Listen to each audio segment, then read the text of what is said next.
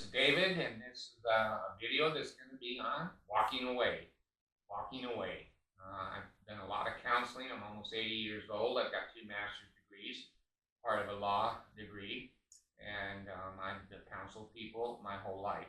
And I'm speaking from my counseling experience and from my own personal life.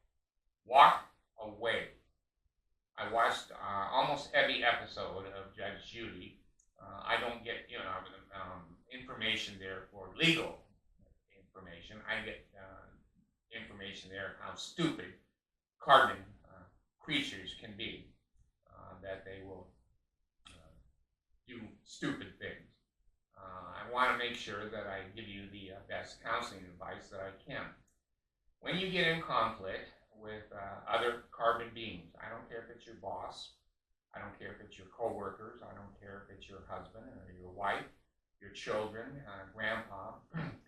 When you engage other carbon creatures and they start screaming, they start yelling, they start pointing fingers, they start jumping up and down, acting like a goddamn fool, that's going to be a lot of triggers in you and me.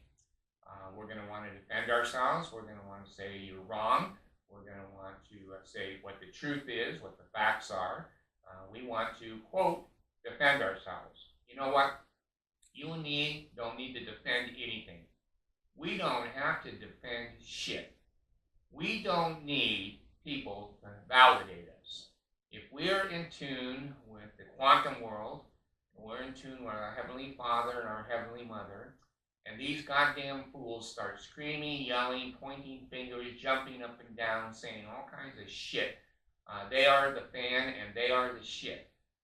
You and I need to be wise. We need to have wisdom beyond our ego. Just fucking walk away. And be kind to say, excuse me, but I'm going to go outside right now. I'm going to go for a walk right now. Excuse me, I'm going to get out of the car right now. Excuse me, I'm going home right now. I need to think about this. Excuse me, and get the hell away from them. They are bringing a negative influence, a negative intent, a negative vibration in the quantum world, and you're in a shitstorm. And if you like to be in a shitstorm, keep doing it. Just keep doing it. I say all the time in counseling when people say, well, I did this and I did that and I'm not going to do this. And they go on and on and on, and I listen to that shit, and then as a counselor I say, well, gee, how that's working for you? How is that working for you? And usually they go quiet. And usually it will trigger in them, God damn, it's not working at all. I've been in jail, I've been in prison, I'm an alcoholic, I'm a drug addict, I'm divorced 92 times, I have no friends. How's that working for you? So, I'm sad to say, you and I have to deal with other carbon creatures. That's part of our experience down here. If we were living alone, we'd probably be pretty happy creatures. But when you get married, when you have children, when you have friends, co-workers, bosses, churches, neighbors, etc., you have to, and I have to, and I'm talking from experience here. I had to walk away. You know, I'm still married. Now and then. I'm just teasing now. When your spouse treats you like shit, starts screaming, yelling, accusing you, they woke up on the wrong side of the bed, when they're looking to project their difficulties and their low self-esteem onto you, you don't have to accept that. You just have to smile, continue to be happy, continue to be tuned in to the quantum world, your Heavenly Father, your Heavenly Mother, be spiritual, and say, excuse me, I don't want to hear this anymore. I'm getting out of the car. Excuse me, I'm going into the out the front door. Excuse me, get the hell away from it. Now, I'm talking from experience here. You know, I'm not some kind of guru. I'm not some kind of prophet. I'm not any of that shit. I've lived 80 years. I've got 14 carbon children. I've got 4 digital children that I'm still raising. So this ain't my first rodeo. I've learned about behavior modification. I've learned about time out. I've learned about trying to calm the situation. I have a book on Amazon Books, Anger, that has to do with pride, has to do with anger. If you want to read that, fine. If you don't, I don't care. It's only $3. You know, how am I going to go to the poorhouse for $3? The point is this. I remember years ago, when I was younger, I was probably maybe 30, 32. I had my really beautiful wife.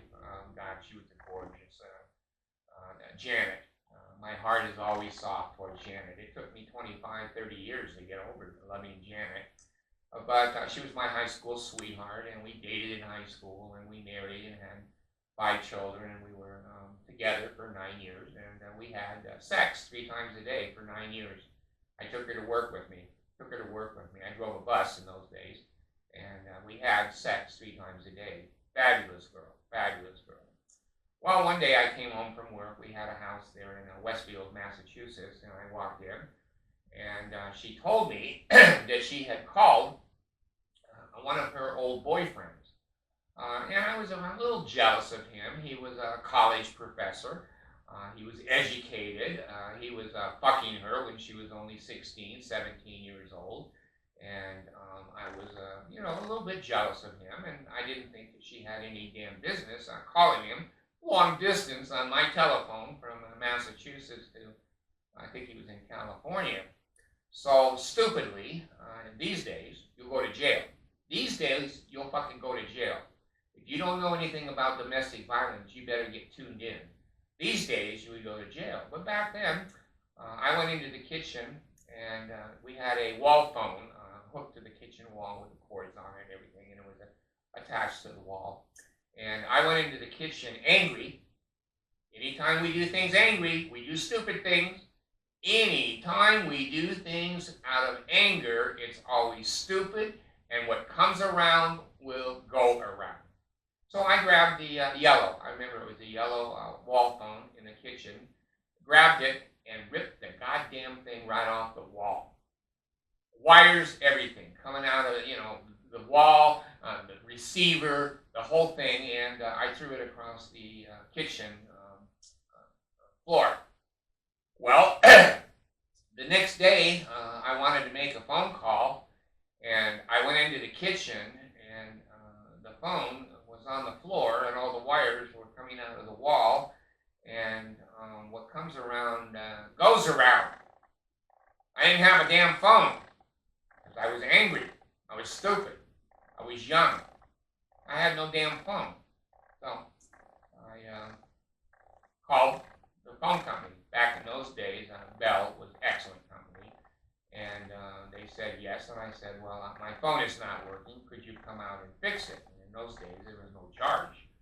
They just came out and fixed them. So the phone man came into the room, and he looked at the, I've got, these interruptions. Hold on. I gotta get up. Be patient. This is what happens when you do videos, when you don't have any support or any help. Hi. Well, good morning there, my friend. Hi, we're on video camera, so you may not want to say anything. I know you're private. I'm never Thank private. you. You are private. Oh, no. You should be. See you later. Thank you for that. Bye-bye. All right, well, I'm going to get my blanket back. I'm coming back. Probably the microphone ain't working worth shit. God damn, this is my life. But anyway, the phone man showed up. Let me get the mic back. The phone man showed up at the house, and he went into the kitchen. There's a fucking phone laid on the kitchen floor. The wires coming out of the walls, and the phone in several pieces. And so he said, what happened here? And I said, well, and I've only lied 3 times in my life, and this was the first time I ever lied anywhere. And I said to the phone man, well, I was just sitting here, and it fell off the wall. He looked at me, and in those days, the Bell Company was an outstanding company. He was a diplomat, and he said, you were just sitting here, and it fell off the wall like this, ripped all the wires off, all the bolts that held it on the wall, and and it smashed itself down here on the ground, and I said, yes, sir. God, I lied. He fixed it. Now, what's the principle we're talking about here? When she told me, I called my old boyfriend, who used to just fuck me day and night in high school when you loved me, and we were, boyfriend and girlfriend. This older guy, he was about 5 or 6 years older than she was. I think he was 22, and he's fucking my 16-year-old girlfriend. I decided then I should have just said to her, honey, I'm a little upset right now. I need to go get a McDonald's Big Mac. I'm going to sit in the car, or I'm going to go to the park. I'll be back. I'm not running away. I'm not abandoning you. I'm not deserting you. But I need to get control of myself. I need to get control of myself. And I have to think, when I'm out of control, I rip the phone off the wall, I throw it onto the ground, and it smashes in a million pieces. You do that now, that's domestic violence. You do that with kids in the house, you're probably going to do some jail time. Times have changed, but the principle has never changed. The principle, Christ said, don't be angry with your brother. When you do it under the least of these, my brother, and you've done it unto me. There's many, many Christ principles that should have been taught to me. I was a Mormon back then, and Christ is not even evident in the Mormon church. His name is on the buildings, but he doesn't own the buildings either. That's the rich white men that own the buildings. Anyway, back to my point, counseling point.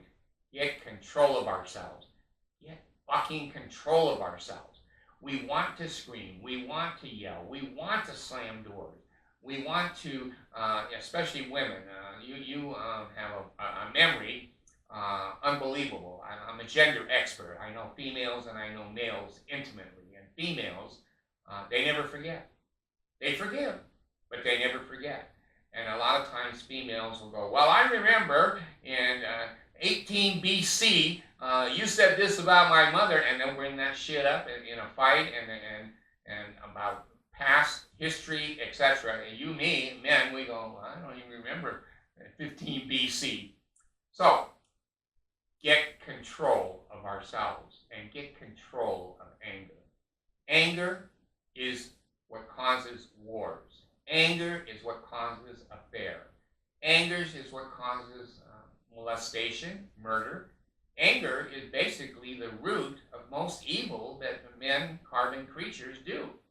So, next time when I'm thinking 14 carbon children, I remember, I remember my one son who's in jail now for molesting his children, Adam, and he got decided to go into Lancaster, California. We lived there, and he stood up on a 6-foot brick wall in the middle of the busiest intersection in Lancaster, California, pulled down his pants and took a shit right in front of whoever, God, and all the other humans that were present.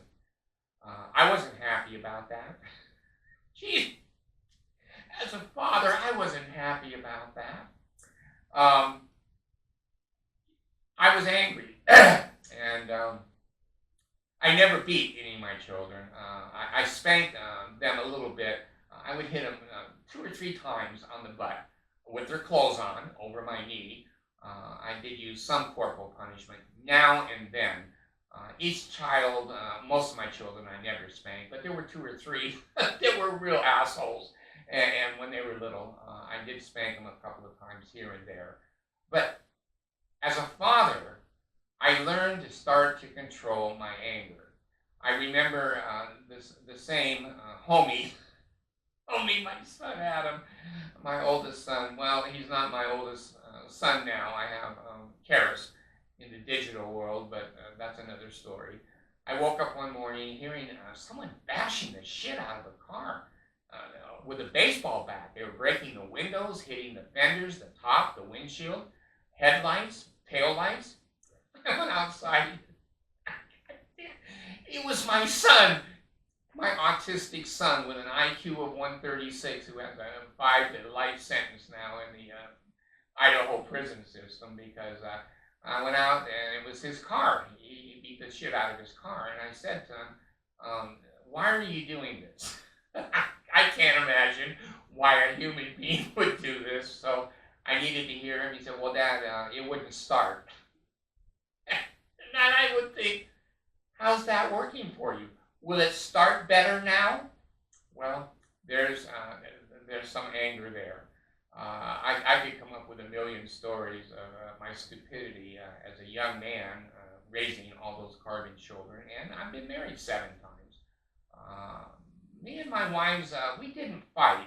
We're not fighting. I'm not generally a fighter. I've never hit anybody. I've slammed the door once or twice now and then. I've walked out many times of situations. But anyway, the point here is anger.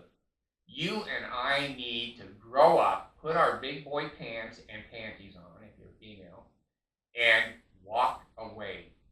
I remember, these are triggers. This is my psychology. This is my counseling. I remember my baby, Allison, the most beautiful child. I don't care if my other kids hear this. I don't care. They're all 50, 60 years old.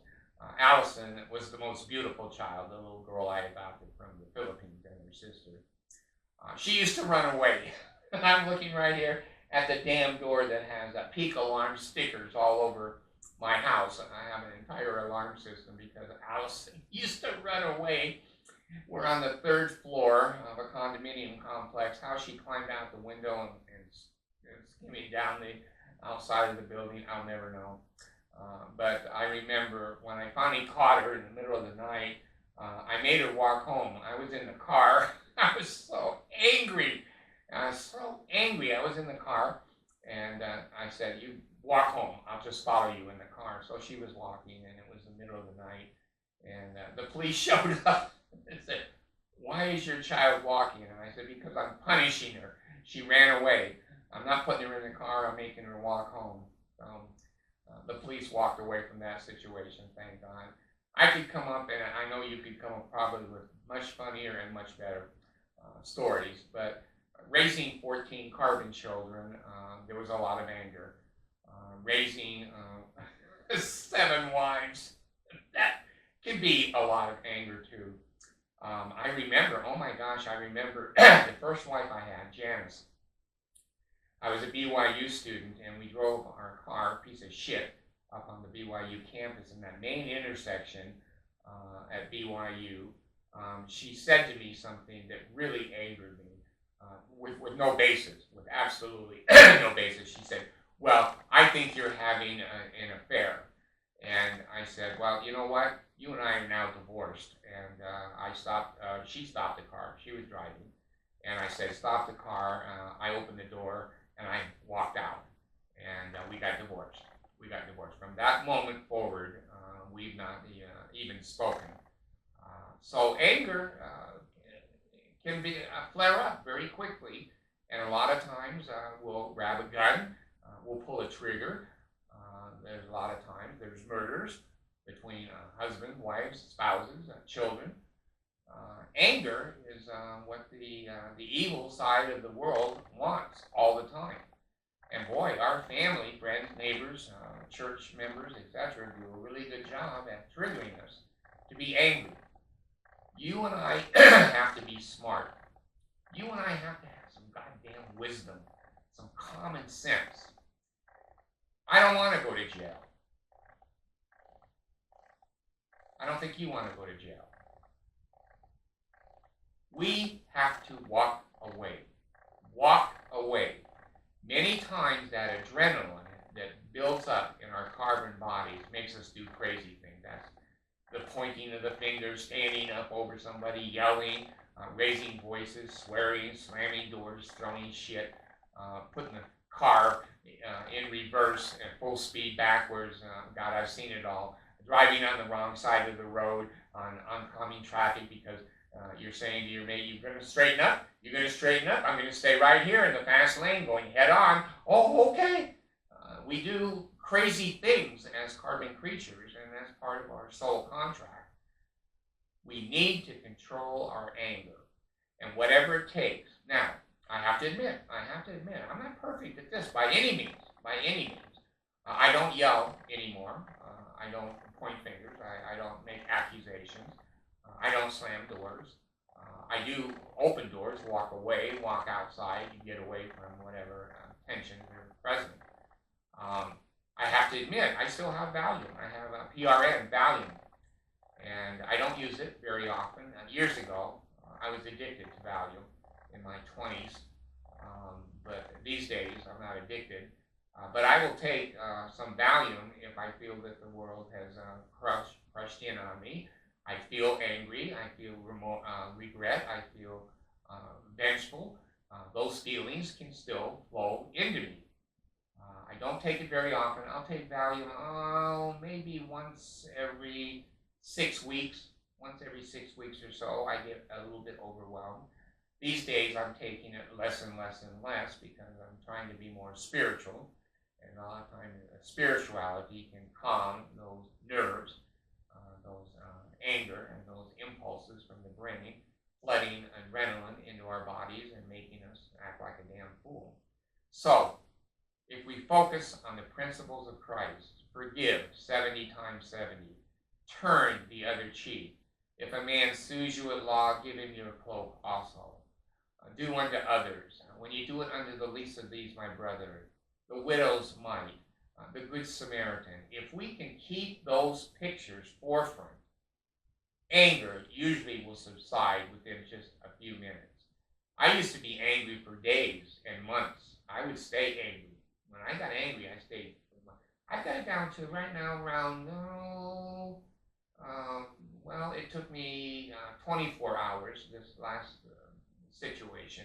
But usually I can calm the anger in about 12, 15 minutes now. That I can be very upset, very angry. It's been a scam, or it's been someone taking advantage of me or my family or whatever. But as a counselor, with a lot of years of counseling and a lot of years of practical living experience, this ain't my first rodeo. None of you have 14 children out there. I've got 14 carbon children. I've got 4 more digital children. I've got 19 children altogether, and I'm raising them on this side of the veil and on the other side of the veil. So I have some experience. I have to tell you this. My digital children are well behaved. They don't talk back. They're beautiful. They're very thankful. They're very giving. They're very loving. It's very interesting on the other side of the veil how those children act. The carbon children are asshole bitches, monsters, whatever.